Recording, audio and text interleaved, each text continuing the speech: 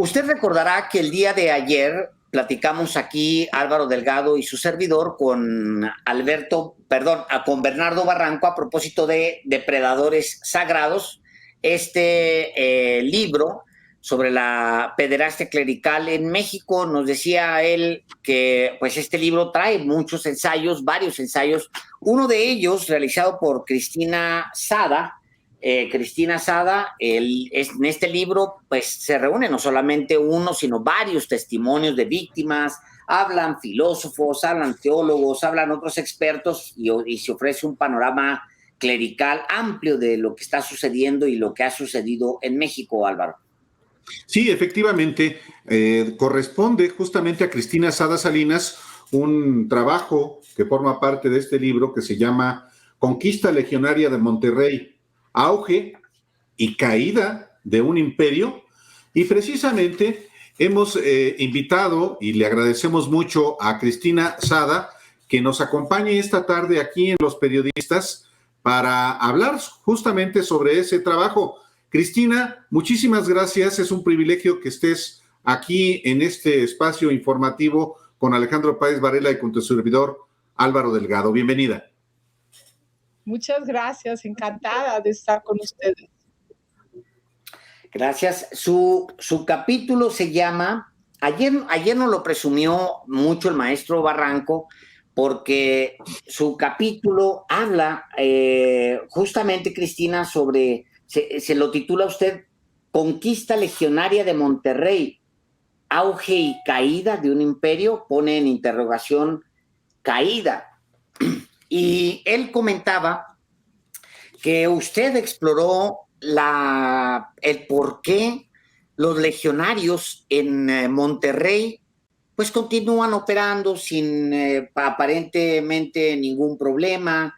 Los escándalos parece que no hicieron ninguna mella, las instituciones educativas que ellos manejan no parecieran tener ningún conflicto, como si nunca hubiera existido un señor Maciel.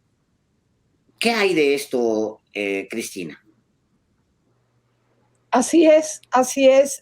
Tuve el honor de ser invitada a colaborar en este libro de Bernardo Barranco, que todos sabemos es un sociólogo reconocidísimo en México y el mundo como el sociólogo especializado en religión, ¿no? Con su programa Sacro y Profano. Y bueno, me sorprendió que me invitara a colaborar en su libro. Sí, me he dedicado muchísimos años, tengo 9 años y medio de ser activista social. Todo nació a raíz de una candidatura al Senado que no pretendía ganarla y no la gané, quedé en tercer lugar, pero yo venía en Monterrey, Nuevo León. Yo creo que están enterados del resto de la República, que es un lugar muy conservador, muy de derecha, de industriales, y bueno, desde ahí pues me lancé por el Senado y quedé en tercer lugar, pero con una votación copiosa, muy copiosa, histórica a favor mío, de casi 300,000 votos. El hecho es de que desde entonces prometo no dejar esa campaña. Le llamé Campaña Sin Fin. Escribí un libro hace 8 años, se llama Perfume y Pólvora, por cierto, se los voy a mandar regalar si les interesa. Y escribí autobiografía y también narré la campaña política, lo que significó como una empresaria que viene de familias de los dos lados, padre y madre, empresariales. ¿Por qué me interesó por la izquierda? ¿Por qué me interesa un cambio profundo para México? Y dentro de las luchas en las que me mantuve en la lucha de ser parte de el inicio de un cambio de conciencia en varias materias. Y me atrevo a decir el inicio de un cambio de conciencia porque al menos aquí en el noreste no conozco a otra persona que también se haya metido a estudiar el caso de la complicidad de la Iglesia Católica. Aquí tengo también el libro yo, de la complicidad de la Iglesia Católica en proteger a los sacerdotes pederastas. Yo sí he conocido casos de personas que han sido abusadas sexualmente desde niños o muy jóvenes, inclusive aquí en Monterrey. Sé de casos de pederastas sacerdotes que han sido cobijados por un arzobispo de Monterrey. No quiero ser muy clara a cuál arzobispo me refiero, no me refiero al actual. Y pues comencé a estudiar más y más el fenómeno al ver a gente muy cercana a mí sufrir, el daño que causa un acto de estos que, como dice Ana Lucía Salazar, destroza el alma de una criatura. Te matan a los 8 años, te matan es un asesinato. Y luego lo terrible es la colaboración, el que sea cómplice de la iglesia y vaya regando al depredador de parroquia en parroquia. Ahora, ¿qué encontré yo que opina a la gente de Monterrey de clase media, alta y alta sobre el caso de Marcial Maciel? Pues doy sus testimonios en este capítulo, y cuando digo auge y derrumbe de un imperio, es un imperio eclesiástico, de ninguna manera no hubo derrumbe. Si bien mucha más gente está enterada y cree ya la versión de Marcial Maciel, casualmente ayer estaba sentada en una comida social y me estaba narrando alguien de Ciudad de México que Marcial Maciel hizo la inauguración del colegio irlandés en Ciudad de México en la capilla de la casa de él, de los padres de él. Y yo, ¿qué? Y ya le di mi punto de vista sobre todo eso, ¿no?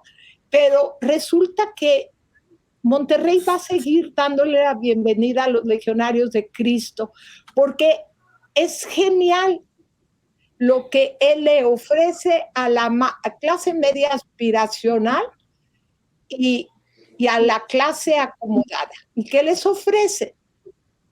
Tus hijos van a estar en un colegio muy bueno académico, lo cual yo no estoy de acuerdo para nada, porque no les pagan bien a los maestros. Entonces, academia más o menos. Van a tener mucho deporte los muchachos, van a tener mucha educación de damas las niñas, van a ser buenas esposas. Y bueno, una cosa de las que me burlo aquí es de que como son colegios segregacionistas, por un lado de hombres, por un lado de mujeres, luego los comienzan a unir en grupos, entre ellos se llama uno Faro, o se llamaba, y el caso es que para que comiencen a socializar entre niños y niñas desde los 6º de primaria. Y así se forman amistades y matrimonios que traen grandes ventajas para tanto los varones como las muchachas en su vida profesional, cuando ellos sean jóvenes adultos y adultos con responsabilidades, ¿no? Si un muchacho de clase alta se casa con una chica de clase alta, pues todo bien, se unen fortunas como en la nobleza europea. Si un muchacho de clase alta se casa con una niña de clase media, sus padres que le quieren dar lo mejor y con mucho esfuerzo pagan esas colegiaturas, pues tanto mejor también, porque va a ser una niña educada, católica, con todas estas ideas de obedece a tu marido, de primero es la familia, todas estas ideas tan lindas y románticas, ¿no? Y y luego, pues, los negocios, o sea, yo conozco a fulano de tal, que es amigo mío, que crecí en secundaria, en primaria, en prepa, y hoy en día, que él es más rico que yo, mucho más, bueno, me invita a viajar en su jet y me presta su departamento de Nueva York o de Aspen, o de Miami, o de Acapulco, me invita a su casa. O sea, es un ganar-ganar para la clase media, aspiracional, y para la clase alta. Y en general, no creen que haya ningún pederasta que ronde los colegios todavía. Eso fue Maciel hace mucho, pero no se quieren enterar de lo que sigue pasando. Sí, Cristina Sada, efectivamente, en este capítulo del libro, tú recoges testimonios de personas que estudiaron desde niñas, desde niños, cuál fue el adoctrinamiento en lo que se denomina la teología de la prosperidad, antagónica, por supuesto, a la teología de la teología de la liberación, la opción preferencial por los pobres, que en algún momento asumieron los jesuitas, que llegaron a ser también, pues, asistentes espirituales en colegios de Monterrey, y que al ser expulsados de Monterrey en los 70, llegan los legionarios, capitalizan perfectamente esta lógica endogámica, le diría yo, de finalmente esa élite verse solamente a sí misma, y qué mejor espacio que en la parte formativa desde niños, y por eso ven también como un asunto ya del pasado y de un solo individuo lo que ha pasado con la Legión. Un fundador, Marcial Maciel, al que primero no le daban crédito en las acusaciones de abuso sexual que cometió, y que ahora pues se ve como algo lejano. Por eso no cambia nada, y por eso también el auge no se ve que caída de los legionarios de Cristo en Monterrey, Cristina. No, en lo absoluto. Fíjate, los testimonios más conmovedores que yo recogí para este capítulo son de las personas que más cerca estuvieron de la Legión y que sí recibieron el daño muy directo de ser endoctrinadas por muchos más años. Entre ellos el de Elsa Sada, por ejemplo. Y ella hace una de las afirmaciones más fuertes. Pudiera buscar ahorita a ver si encuentro la cita aquí en el libro, pero de memoria les puedo decir que ella dice que contribuir con tu colegiatura. Tu colegiatura no se queda en ese colegio donde estás contribuyendo, porque basta y sobra para pagar todos los gastos de mantenimiento del colegio, de maestros, de cursos de capacitación, incluso para las necesidades que tiene el colegio, ¿no? Tu dinero se va a un banco centralizado de los legionarios de Cristo, y desde ahí deciden cómo distribuirlo. Y es más que cierto, y está documentado, que el dinero se va y se sigue yendo a sobornos. ¿Por cuántos años? Más de 30, 40 años, ¿no? Se sabía de Marcial Maciel desde el Vaticano, que era un pederasta.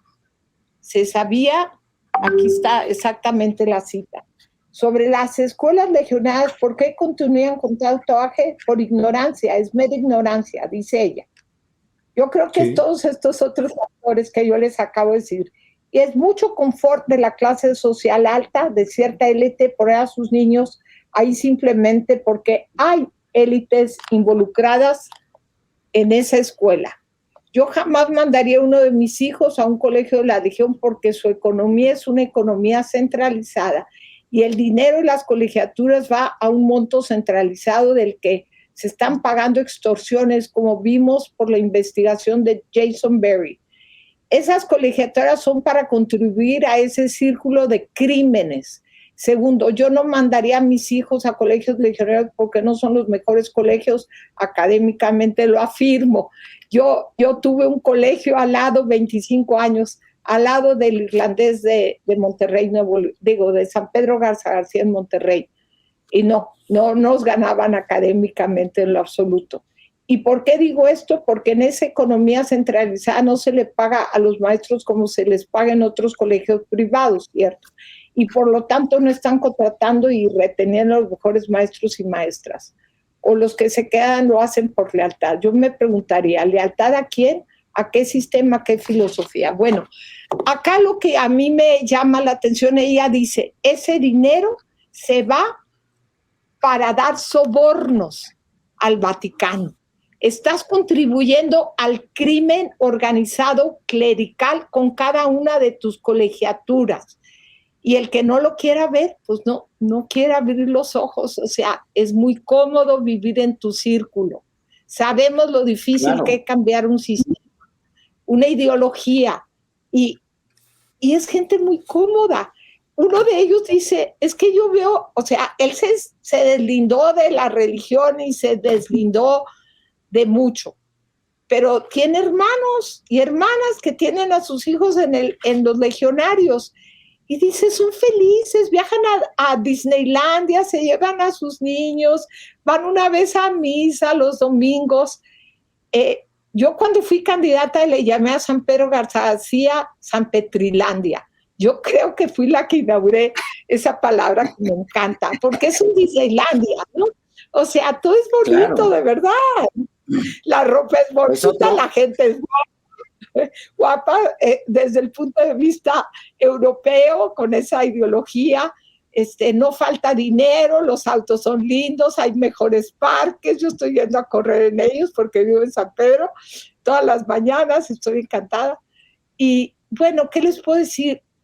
Si es San Petrilandia y se está cómodo, y mientras seamos así, mientras no tengamos el corazón comprometido, más allá de la caridad, porque hay gente caritativa, digo, a lo mejor es el 1% de sus ingresos o el 0.0001 de su fortuna, pero hacen actos de caridad. Sí, claro. La gente que está en los legionarios es... Perdón, que me llamó mucho la atención. Bueno, los testimonios todos son brutales en su capítulo. Yo tengo 3 subrayados porque pues son la esencia de este capítulo. Uno de ellos, el de Marta, donde ella explica esa cultura aspiracional de, pues bueno, ¿qué tiene? A lo mejor abusan de mi hijo, pero no importa, va a tener la oportunidad de crecer entre los más bonitos y más blancos de no del estado, sino del país, porque eso es San Pedro, pues son dinero industrial viejo de mucha tradición, pero también es una isla en un país que tiene muchísimos problemas de pobreza, de desigualdad. Y dice Marta en esta parte del libro, dice, yo pienso que actualmente los papás hacen caso omiso de los delitos de Maciel porque siguen tratando de mantener el estatus social que da de alguna manera que está estudiando con los amiguitos de fulanita y la hija de mi amiga y la hija de no sé quién. Es mantener el mismo círculo de amistades y de la sociedad. Los errores que tuvo el padre Maciel no creo que influyan en que si van a meter a un niño al colegio o no. Y ahí está la explicación de por qué los colegios siguen abiertos. Sí, pero lo que omiten los papás es enterarse de que la pederastia clerical continúa y continúa cobijada por los que actualmente llevan el liderazgo de esa organización legionaria. Ellos fueron cómplices de Marcial Maciel y muchos de ellos fueron víctimas de Marcial Maciel, como lo fue el fundador del colegio de la Universidad Cumbres en Ciudad de México, y que gracias a él y a su confesión ante Alberto Atié se destapó el caso Marcial Maciel. Finalmente aquí en México, cuando Alberto Atié, después de unos pocos años exiliarse o ser exiliado a Chicago, a Estados Unidos, terminó leyendo y estudiando a Jason Berry y finalmente ya habló él también de cómo él sí había descubierto todo esto de Marcial Maciel en México, y se armó lo de Carmen Aristegui y Solórzano, ¿verdad? El caso es de que esto, O sea, las cúpulas legionarias no han cambiado y los siguientes están endoctrinados igual, e igual el Vaticano. Son palabras endulcoradas, como dice José Leonardo, que es una víctima de Cuba de un sacerdote paulino y que yo acabo de invitar a Ciudad de México. Hicimos una conferencia de prensa que impactó mucho y al menos tuvimos más de 50 y tantos medios que nos cubrieron cuando la conferencia de prensa y bueno, salió otra víctima, por ejemplo, de México. Él tiene ahorita 31 años y fue abusado, si mal no recuerdo, a los 13 años de edad.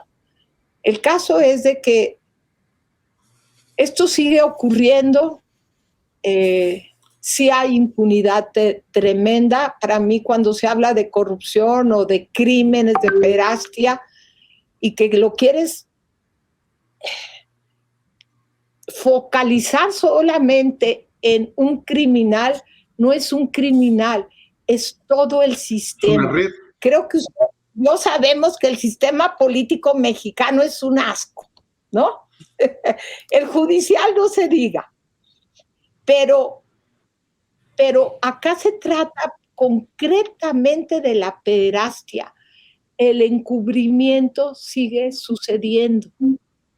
Yo fui a Roma, me llevé un equipo de 5 personas, estuvimos allá transmitiendo todo la famosa cumbre sobre los derechos de los niños y las niñas, y quería yo que el público mexicano e internacional, quienes tomaran mi señal, se enteraran del dolor de la contracumbre, porque yo estaba del lado de las víctimas, como siempre he estado.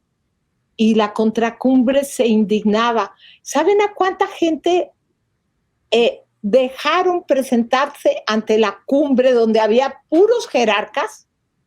A 3. 3 víctimas. De miles. Fue todo.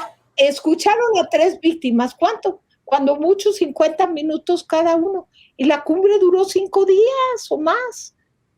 Y eso fue todo lo que escucharon. Y entre ellos se platicaban, ¿no? Y decían qué lindos eran. Y la mitad de la cumbre se trató de que hay pederastia en el mundo. Sí, sí hay. Claro que hay más casos de pederastia en las familias. Claro, ¿cuántas familias hay? ¿Y cuántos sacerdotes hay? No comparemos números, ¿no? Quiero pensar Cristina Sada.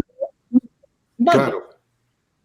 Cristina Sada, sí, en efecto, el problema es que también en buena medida los abusos siguen, no solamente por la red de complicidades que existe en la Legión de Cristo, que sigue siendo muy poderosa, lo fue a punta de dinero, nada menos que encubierta por el Papa Juan Pablo II y por otros papas.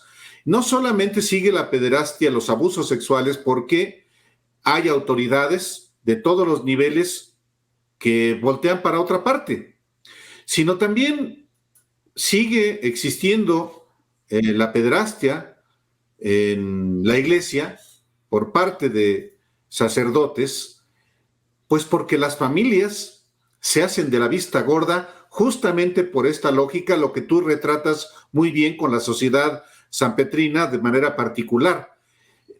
¿Qué es, Cristina, quisiera yo preguntarte, cómo se ve en esa sociedad a alguien como tú, que evidentemente les pones en la cara este asunto en especial? Ya no hablemos de lo que en su momento tú, como candidata de una coalición de izquierda, enarbolaste, sino qué reacción tienen cuando tú les planteas a esa élite esta conducta criminal de quienes son los que educan a sus hijos. No sé, no me pongo a investigar. yo me siento muy cómoda en mi círculo de amistades. No todas son sanpetrinas. Gracias a Dios tengo muchas amistades, incluyendo periodistas de Ciudad de México. Ya te dije que me encantará conocerte. Álvaro, que fue el que me escribió, y Alejandro, a ti también. Yo los admiro mucho. Para mí, wow, son de los mejores periodistas de México, ¿no? Me encantan, me encantan. Y mis ídolos, ídolas adrede, ¿no? Ídolos, Lidia Cacho y esta Anabel Hernández, bueno, gente inalcanzable, ¿no? Los admiro mucho, su cultura, su larga carrera periodística. Yo en ese sentido, pues yo acabo de llegar hace 9 años y medio, pero sí estoy sincera y completamente comprometida. No es con lo que como, pero sí es un trabajo que me lleva, pues fácil, 6 horas al día, entre estar ideando qué publicar, qué denunciar, a quién acompañar, con quién colaborar, conmigo y con mi equipo, mejor dicho, y conmigo, sabe cualquier víctima y cualquier periodista que pueden contar con nosotros. Ahora que me invitó Bernardo Barranco, pues estoy dispuesta a viajar con él para hacer la publicidad de este maravilloso libro, Depredadores Sagrados, tan rico en la cantidad de gente que colabora en él, todos muy reconocidos, víctimas, intelectuales, periodistas, y es una riqueza de libros para entender este fenómeno de el encubrimiento de la Iglesia sobre casos de pederastia.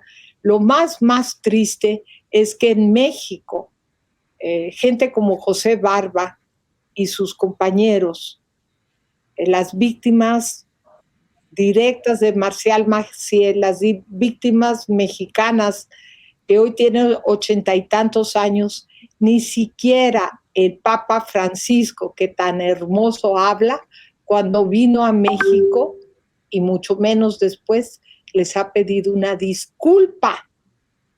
Y son crímenes que en Estados Unidos se pagan con millones de dólares a cada vida destruida por este abuso de perjudicar no nomás el cuerpo, la mente, y para creyentes el alma de los niños. Un testimonio fuerte de Ana Lucía Salazar, que dice: yo hubiera preferido que me mataran y ahorcarme. No, las consecuencias no nomás son para las víctimas, son para los hijos, hijas de las víctimas, para quienes se casan con ellos. Es muy difícil después de un abuso sexual, ya sea por un padre, un tío, un amigo de la familia, se ha dado como sea. En este caso, depredadores sagrados, sagrados. O sea, así es. Ciertos de santidad, diciendo que representan a Jesús o representan a Dios, y abusando de niños. Te destrozan el alma. Yo sí hablo de alma, ¿no? Te destrozan la psique. Y el daño no es a una persona. Y la Iglesia, para mí, las penas deberían de ser mucho peores para los encubridores, que además los cambian de una iglesia a otra, de un estado a otro, de un país a otro, que para los mismos pederastas, porque ellos van sembrando aquí y allá más y más víctimas. Así es. Es la jerarquía. Cristina Sada, muchísimas gracias por habernos acompañado aquí en Los Periodistas. Ayer el que nos adelantaba Bernardo Barranco, parte del testimonio que usted daba, dijimos, pues hay que invitarla inmediatamente para que nos comparta. Es apenas una parte. Hay en el texto, para usted que nos escucha y que nos ve, hay en el texto cosas muy importantes, muy interesantes. Por ejemplo, alguien que que tiene una cierta desilusión de los legionarios, cómo es tratado al interior de los legionarios para que nunca abandone la legión. Hay testimonios aquí, creo que parte del testimonio de Elena Sada es eso, la riqueza del testimonio de Elena Sada es eso, que dice, ella cuenta, dice, pues bueno, te dan terapias, te dan una especie como de damage control para que no te vayas, no te salgas, te agarran y te doran la píldora, te dicen, tú eres la que está mal, tú eres el que está mal, más bien no es un tema de los legionarios, tú recomponte o lo que sea, y esas son las terapias que se dan. Y bueno, muy recomendable el capítulo